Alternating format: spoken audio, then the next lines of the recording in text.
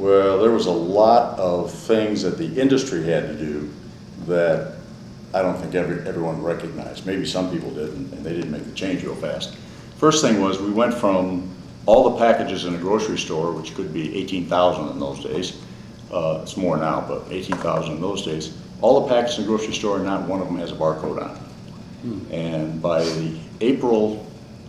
the third or fourth month after the announcement of the U.P.C., there were maybe 5 items in the grocery store that might have a barcode. The rest of them were all just regular things. And of course, scanning kind of requires that you source mark, that the manufacturer puts the barcode on. So that was probably the biggest thing.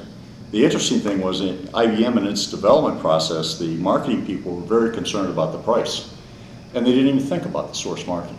That didn't happen until later on. Yeah.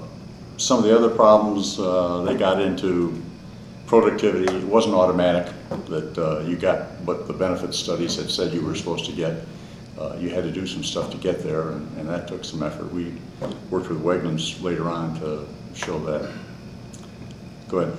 How about any product limitations when it first came out that you think you saw? We did a lot of things interesting, and IBM really did announce the first scanning system. First of all, there had been some studies that had shown that check stands needed to be about 38 inches high for a clerk to stand there and scan and bag into a bag right in front of them. And so we developed a scanner that was 38 inches high, and that had no flexibility for different kinds of check stand designs that people might want later on.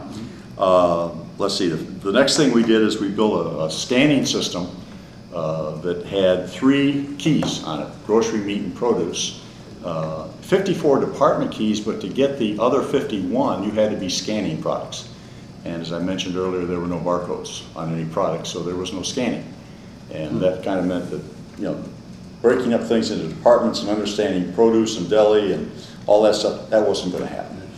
And there just were a number of things like that. We had a 10-key pad that was designed like a telephone pad because there were so many telephones out there, but point in fact, most of the checkers had come out of being clerical type people, and they liked the calculator thing, which was the inverse of the other thing. And they got very frustrated. And one of the first modifications to the IBM cash registers was to give you an inverted 10-key pad so that the checkers could get something they were familiar with.